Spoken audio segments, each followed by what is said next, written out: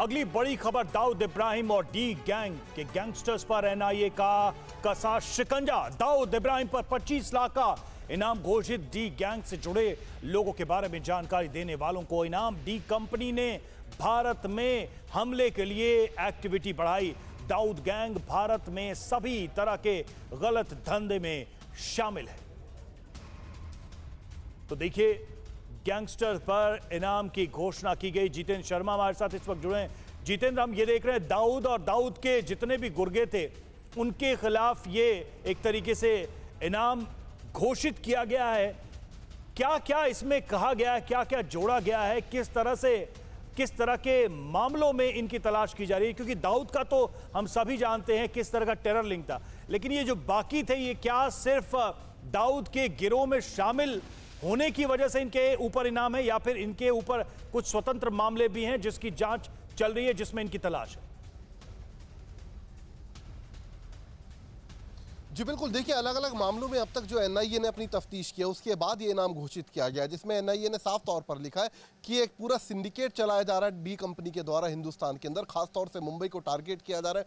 वहाँ ना सिर्फ जबरन उगाही की जा रही है, इसके अलावा जबरन कब्जा कर जो पैसा आता है, ड्रग्स की सप्लाई कर जो पैसा आता है, या फिर अन्य जितने भी जो क्रिमिनल एक्टिविटीज़ हैं उसके जरिए जो पैसा कमाया जाता है मुंबई में, वो सीधा डी कंपनी को पहुंचता है और डी कंपनी उसे सीधा अलकायदा, लश्कर तैयबा और हिजबुल मुजाहिदीन जैसे जो आतंकी संगठन है पाकिस्तान में बैठकर जो हिंदुस्तान के खिलाफ साजिश रच रहे हैं लगातार, उन तक ये फंडिंग कर रहा है। तो डी कंपनी के ऊपर सीधा आरोप फंडिंग करने का लगाया गया है टेरर ग्रुप्स को। और उसके बाद ये इनाम घोषित एनआईए की तरफ से किया गया, जिसमें जो दाऊद इब्राहिम है उस पर 25 लाख रुपए का, इसके अलावा उसके बेहद कासिम खास यानी कि उसके दाहिने हाथ छोटा शकील के ऊपर 20 लाख रुपए का, इसके अलावा जो हाजी अनीस है यानी कि अनीस इब्राहिम शेख उसके ऊपर 15 लाख रुपए का, साथ ही जावेद पटेल उर्फ जावेद चिकना जो कि बेहद खास बताया जाता है दाऊद इब्राहिम का, और पूरा जो ड्रग्स का काम है, पूरा जो ड्रग्स का कारोबार है वो जावेद चिकना ही दाऊद इब्राहिम के कहने पर देखता है। हालांकि बताया जाता है इसकी जो करंट लोकेशन है वो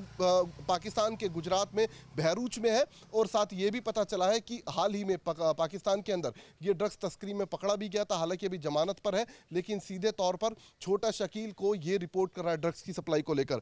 इसके अलावा इब्राहिम मुश्ताक के ऊपर 15 लाख रुपए का। और खास बात यह है कि जितने भी एनआईए ने जो इनाम घोषित किया है उनके साथ अगर आप देखेंगे जो तस्वीरें हैं वो बेहद करंट तस्वीरें, यानी कि उनकी जो ताज़ा तस्वीरें हैं इन सभी आरोपियों की, वो एनआईए ने जारी करी है। तो कहा जा सकता है कि एनआईए की तरफ से एक बड़ी पहल ये है, क्योंकि लगातार आपने देखा होगा यूएन भी इस बात को लेकर लगातार मुद्दा उठाता रहा है, पाकिस्तान को लगातार कटघरे में खड़ा करता रहा है, और पाकिस्तान इस बात की चीख चीख कर गवाही देता रहा है कि डी कंपनी से पाकिस्तान का कोई लेना देना नहीं है, कराची में कोई हाइड आउट दाऊद का।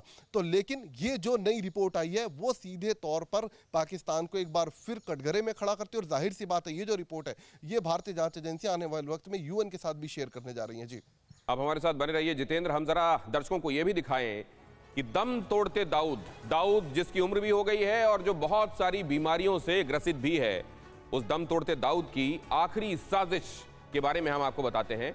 भारत में स्लीपर सेल्स की विशेष यूनिट का नेटवर्क बनाने में दाऊद और उसके गुर्गे लगे हुए हैं।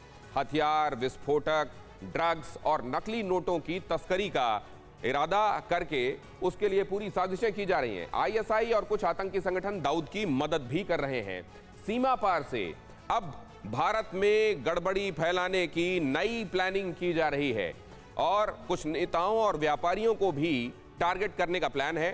डी गैंग के स्लीपर सेल भारत में लश्कर, जैश ए मोहम्मद और अलकायदा के आतंकियों की मदद करेंगे।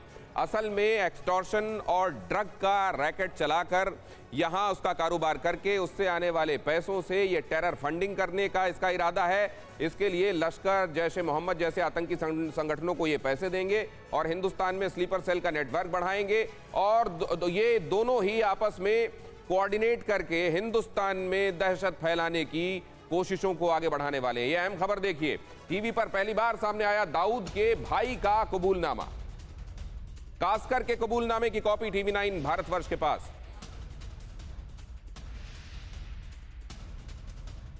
कास्कर ने बताया दाऊद का पूरा कच्चा चिट्ठा। एनसीबी को पूरे दाऊद कुनबे के बारे में कास्कर ने दी जानकारी। करीब 1 साल पहले कास्कर ने कबूला था अपने कुनबे का गुनाह।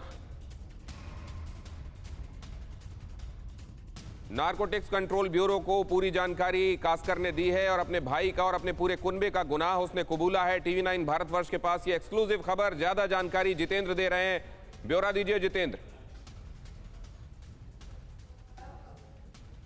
जी बिल्कुल, देखिए जो कबूलनामा आप देख रहे हैं, दरअसल ये जून 2021 का है, जिस वक्त एनसीबी ने इब्राहिम कास्कर को ड्रग तस्करी के आरोप में गिरफ्तार किया था। उसके पास से ड्रग्स भी बरामद हुई थी।